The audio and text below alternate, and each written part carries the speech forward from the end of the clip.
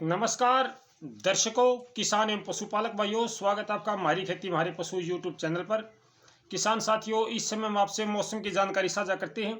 किस प्रकार का मौसम रहने का पूर्वानुमान है और इस मौसम से फसलों पर क्या प्रभाव पड़ेगा। जिस प्रकार का मौसम अभी चला हुआ है, तमाम जानकारी हम आपसे साझा करेंगे। आने वाला पश्चिमी विक्षोभ कितना सक्रिय होगा, कहाँ पे ज़्यादा इफेक्ट डालेगा और उसका मैदानी क्षेत्रों पर क्या प्रभाव पड़ेगा, तमाम जानकारी हम इस वीडियो में आपसे साझा करेंगे। साथ ही साथ दूसरे जो मौसम विशेषज्ञ हैं उनके बारे में भी थोड़ी सी हम आपसे जानकारी जरूर साझा करेंगे। तो लगातार वीडियो को देखते रहिए और पूरी जानकारी, पूरी सच्चाई आपके सामने हम रखेंगे इस वीडियो के माध्यम से। सबसे पहले बात करूंगा पश्चिमी विक्षोभ। जो आने वाला पश्चिमी विक्षोभ है, आज उसने पाकिस्तान में दस्तक दी है। जी किसान भाइयों, 2 दिन पहले से ही मेरे दूसरे मौसम के विशेषज्ञों ने इस बात को पहले से हवा देनी शुरू कर दी थी कि 2 मार्च को फिर से बारिश होगी। क्या बारिश हुई या नहीं हुई, आज 2 मार्च है और आपके सामने है। मैंने कहा था कि अभी बारिश की कोई संभावना नहीं है और शायद संभावना है भी नहीं। जैसा कि आप देख पा रहे हो, पूरे भारत में शुष्क मौसम बना हुआ है। हालांकि मैं उत्तरी भारत के मैदानी क्षेत्रों की विशेष तौर से जानकारी साझा करता हूं। मेरा जो अनुभव है वो थोड़े से और सीमित एरिया तक सीमित है। इससे ज़्यादा की जानकारी मैं साझा नहीं करता हूं। पूरे भारत की जानकारी मुझे नहीं है, ये बात आपको भी पता है। मुझे जो जानकारी है वो थोड़े एरिया की है। आज पश्चिमी विक्षोभ ने पाकिस्तान में दस्तक दी है और ये हो सकता है कल या परसों में या कल सुबह भी आ सकता है। इसकी गति को देख के ये अनुमान लगाया जा सकता है कि ये कब तक आएगा। तो अभी जो पश्चिमी विक्षोभ है वो पाकिस्तान और अफगानिस्तान के बॉर्डर पर सीमित है और वो लगातार भारत की तरफ बढ़ रहा है। इस पश्चिमी विक्षोभ से अच्छी बारिश की या बूंदाबांदी की संभावनाएं बहुत कम हैं। ये जो पश्चिमी विक्षोभ है ये बहुत हल्का है। अभी तक जो हमारे पास अपडेट है उसमें बहुत हल्का पश्चिमी विक्षोभ है। ये कोई ज़्यादा ताकतवर नहीं है और इसका जो सबसे ज़्यादा इफेक्ट पड़ेगा वो हमारे पहाड़ी क्षेत्रों पर पड़ेगा, जिसमें जम्मू कश्मीर, हिमाचल प्रदेश और उत्तराखंड शामिल हैं। इसके अलावा मैदानी क्षेत्रों में थोड़े बहुत बादल या हल्की सी बादलवाई आपको देखने को मिल सकती है। इसके अलावा इससे किसी प्रकार की बारिश या बूंदाबांदी की संभावनाएं ना के बराबर हैं। दूसरी बात, आज से उत्तर पश्चिम की हवाएं चलनी शुरू हो चुकी हैं मेरे किसान भाइयों। ये उत्तर पश्चिम की हवाएं काफ़ी अच्छी गति से चली हुई हैं, जिसकी वजह से मौसम साफ और एकदम चमकीला है। एकदम तेज धूप है, लेकिन हवा की गति के कारण, हवा की नमी के कारण हमें गर्मी का एहसास नहीं हो रहा है। मौसम काफ़ी सुहावना है, ये बात आपको भी दिखाई देती है। इसका हमारी फसलों पर क्या प्रभाव पड़ेगा मेरे दर्शक भाइयों, मेरे किसान भाइयों।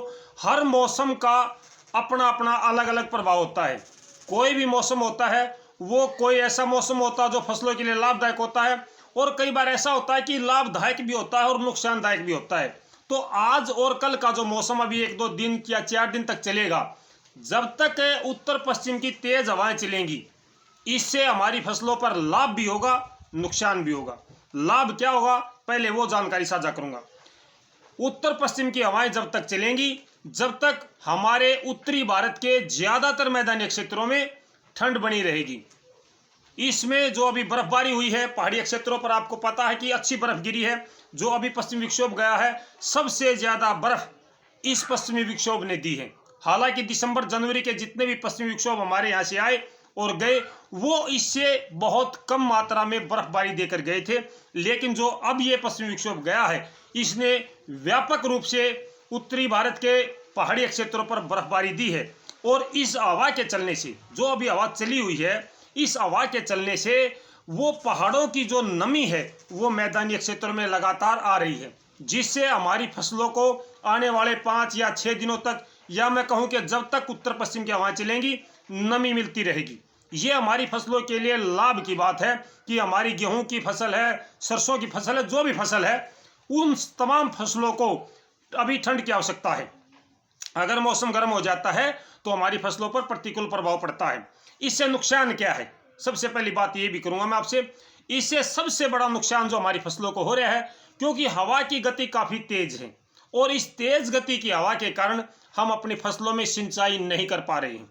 मेरे किसान भाइयों की गेहूं की फसलों में जहां बारिश नहीं हुई या बहुत कम बूंदाबांदी या बारिश हुई है, वहां पर किसान भाई अपनी फसलों में सिंचाई करना चाहते हैं, पानी लगाना चाहते हैं, लेकिन इस तेज हवा के कारण किसान भाई पानी नहीं लगा पा रहे हैं। दूसरी बात, इस तेज हवा के कारण हमारी जमीन की जो नमी है वो लगातार कम होती जा रही है। ये बहुत शुष्क हवा होती है, हालांकि इसमें ठंडक है, लेकिन ये काफी शुष्क होती है।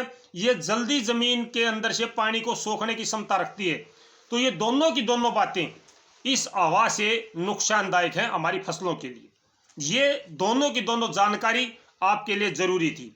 एक बात और मैं आपसे साझा करना चाहूंगा कि जो भी मेरे बड़े बड़े मौसम के विशेषज्ञ थे, मैं ये नहीं कहूंगा कि मेरे प्रभाव से ये सब हो रहा है, लेकिन उनके नेचर में, उनके स्वभाव में बदलाव देखने को मिला है। मेरे बहुत से भाइयों ने अब मौसम की जानकारी खेती से जोड़कर देनी शुरू कर दी है। अब वो खेती से जोड़ करके मौसम की जानकारी साझा करने लगे हैं। ये हमारे किसान भाइयों के लिए बड़ी खुशी की बात है कि अब उनकी समझ में ये बात आई है कि आपके मौसम की जानकारी को सबसे ज्यादा किसान देखते हैं। ये बहुत अच्छी बात है। दूसरी, मेरे कुछ भाई पहले से ही WD के बारे में जानकारी देने लग जाते हैं कि बारिश होगी, बारिश होगी, बारिश होगी। उसका क्या कारण है? वो केवल और केवल अपने व्यूज बढ़ाना चाहते हैं, सब्सक्राइबर बढ़ाना चाहते हैं। उनको मौसम की सच्चाई से कोई मतलब नहीं है।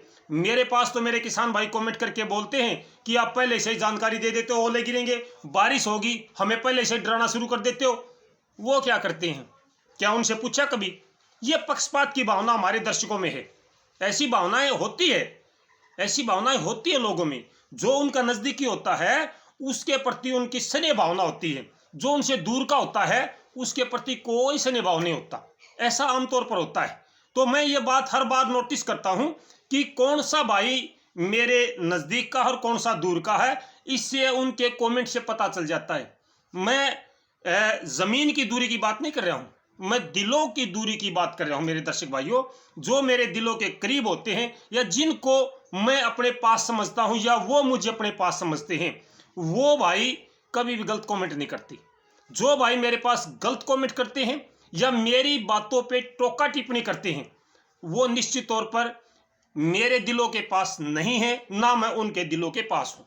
तो मेरे दर्शक भाइयों, मेरी कोशिश होती है कि मेरे किसान भाइयों को मैं पहले सूचना दूं। एक बार सूचना नहीं दी तो उसका मेरे किसान भाइयों ने कई दिनों तक मेरे को ये उलावना दिया था कि भाई आपने पहले क्यों नहीं बताई, आपने पहले क्यों नहीं बताई। कर तो कुछ नहीं सकते थे हम भी। जब जींद में ओले पड़े थे तो उस समय मैंने नहीं बताया था कि ओलावृष्टि यहाँ पे हो सकती है, लेकिन इसका पूर्वानुमान भी नहीं होता है, इसका निश्चित पूर्वानुमान नहीं होता है। ओले पड़ने की संभावना कहाँ थी, पड़े कहाँ पे? संभावना तो थी अंबाला, पंचकुला, चंडीगढ़ के आसपास में, पड़े रेवाड़ी के पास में।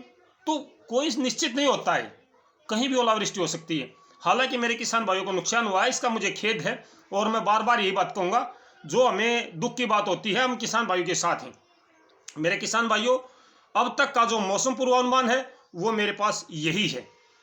इसके बाद में कल सुबह हम वीडियो बनाएंगे, उसमें आपको और अधिक जानकारी और सटीक जानकारी इस पश्चिमी विक्षोभ की हम दे पाएंगे जब ये भारत के आसपास में होगा। तो फिलहाल के लिए इतनी ही जानकारी थी। शाम को मिलते हैं लाइव प्रोग्राम में खेती और पशुओं की बातों के लिए। मैं सभी दर्शक भाइयों से हाथ जोड़ के प्रार्थना करूंगा कि शाम के समय आप मौसम की जानकारी ना लें।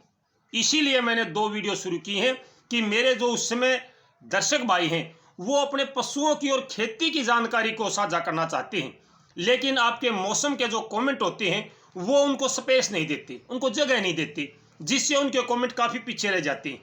तो मेरे दर्शक भाइयों, आपके लिए तो मैं हर रोज 2 वीडियो डालता हूं, उनके लिए केवल एक बार लाइव प्रोग्राम करता हूं।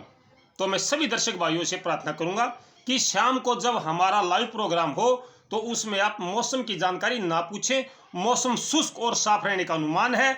कमी या लाभ या हानि दोनों मैंने आपसे साझा की हैं। लगातार जुड़े रहने के लिए आपका स्नेह और सहयोग जो मुझे प्राप्त हो रहा है, इसके लिए मैं अपने सभी दर्शक भाइयों का, किसान भाइयों का दिल से आभार प्रकट करता हूं। सभी भाइयों का बहुत बहुत धन्यवाद। उम्मीद करता हूं कि आने वाले समय में भी आप मेरे को यूं ही सपोर्ट करते रहेंगे। आप सबका सहयोग ही मेरा मार्गदर्शन करता है। तो फिलहाल के लिए इतना किसान साथियों, शाम को मिलते हैं लाइव प्रोग्राम में। तब तक नमस्कार, जय हिंद।